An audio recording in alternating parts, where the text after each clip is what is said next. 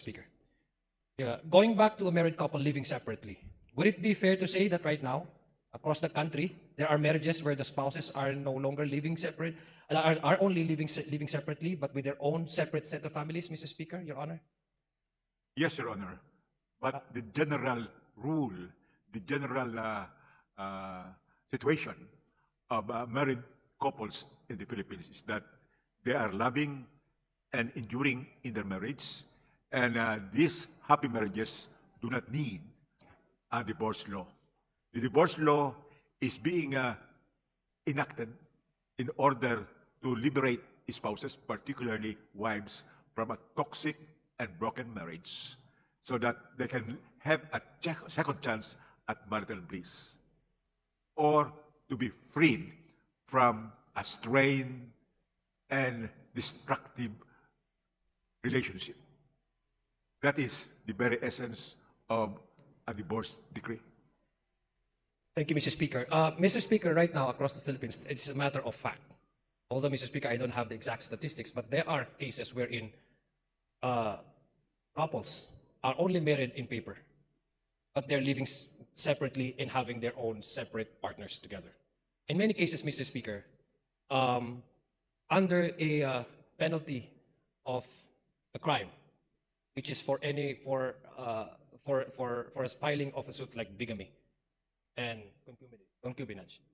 Mr. Speaker, in most cases, the purpose, Mr. Speaker, of this law is presumably, Mr. Speaker, intended to keep the marriage together, to keep the marriage intact. But there are cases where this is being used as a way of acting on a personal vendetta, which is not the very purpose and spirit of the law. It has become, for some, the weaponization of the law, extortion in many cases, filing for bigamy when both spouses have no longer love between each other, Mr. Speaker. So would the gentleman and the statesman from Albay agree with me that in cases where there are couples no longer love each other, do not see themselves as continuing the marriage and living under the roof, but having happily enjoy the company of partners, Mr. Speaker? Would that be, Mr. Speaker,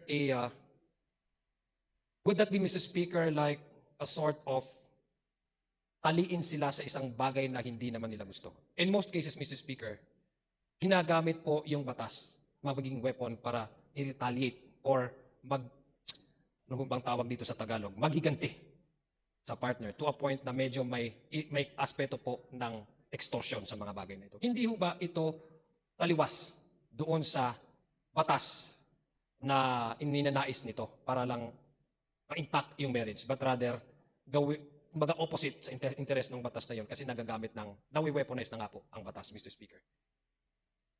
Itong ating panukala on absolute divorce ay hindi pinapayagan na i-weaponize ang batas. Unang-una, kailangan merong basihan ang pag-file ng petition for absolute divorce. Hindi benggansa lamang ang kailangan umiral. Merong tunay na basihan. Kaya't marami tayong grounds for divorce. At dito lamang pwedeng i-anchor yung petition for divorce. Pangalawa, iniiwasan natin ang pag-abuso ng batas sapagkat yung state prosecutor ay binigyan ng karapatan mag-imbestiga kung ito bang mga spouses na to ay nagmumuro-muro lamang upang mahinto na ang kanilang pagsasama through divorce. At kung merong collusion, yan ay pinagbabawal at malaki ang parusa. For collusion, ang parusa ay 5 straight years of imprisonment and 300,000 pesos fine. At ang pangatlo ay pinagbabawal natin ang mga tinatawag na quickie divorces or no contest divorce o itong tinatawag na notarial or email divorce.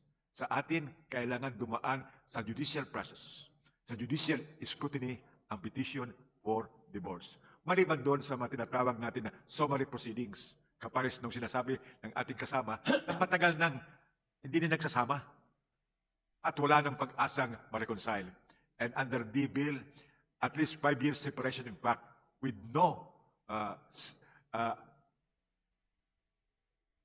chance of reconciliation ay iyan binibigyan ng summary proceedings.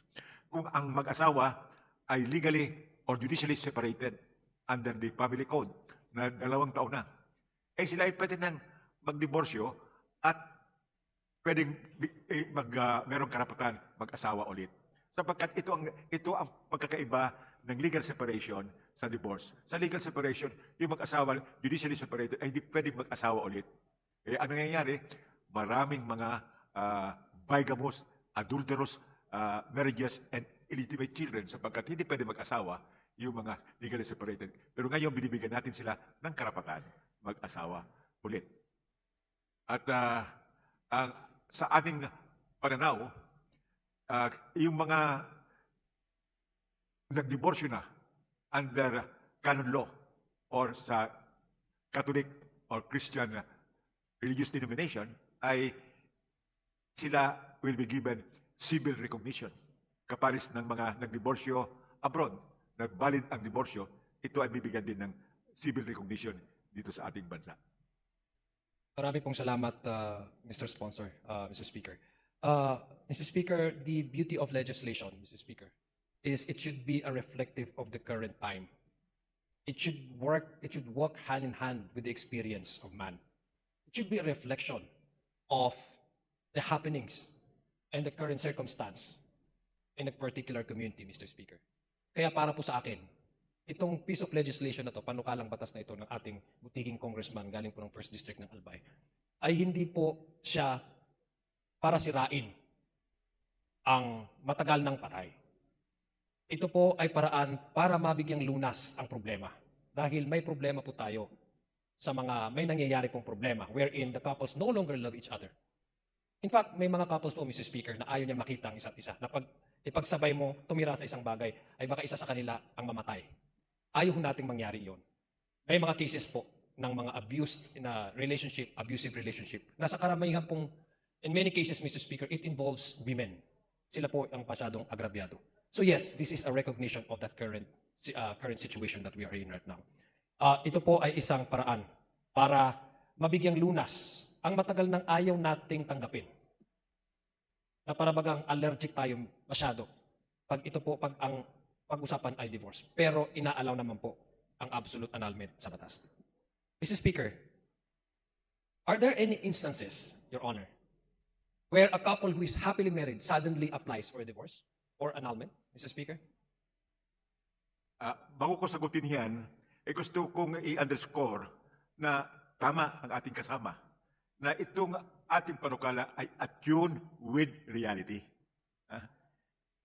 Sapagkat merong mga kasalan na talagang gumuhula at hindi na pwedeng ma-repair.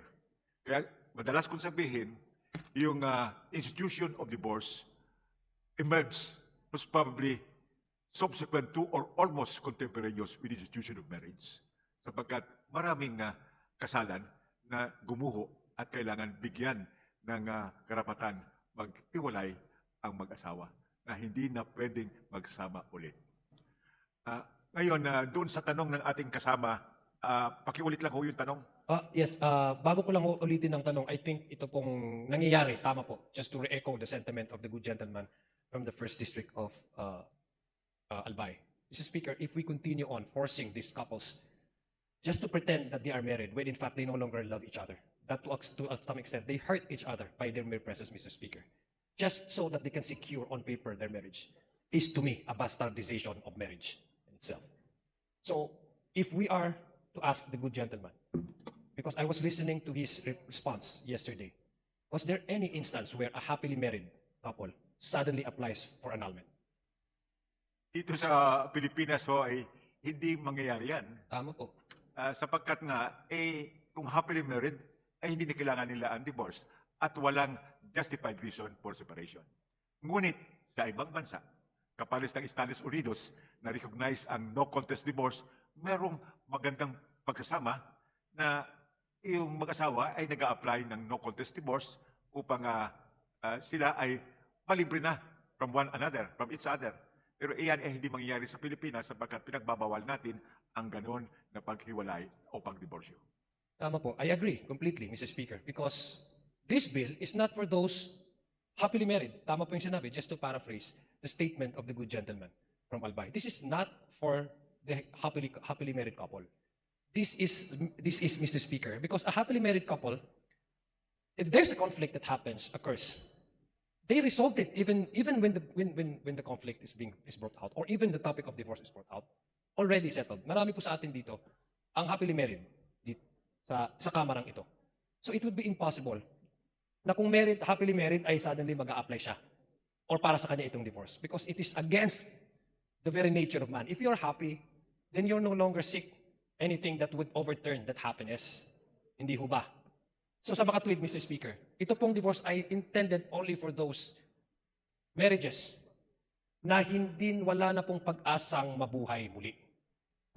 I re-echo the statement of the good gentleman because it has to be emphasized again and again na hindi ho ito isisira ang pamilya.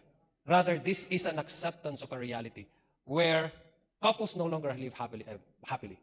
And that where couples abuse each other, and to some extent, and generally, Mr. Speaker, the victims are always the women.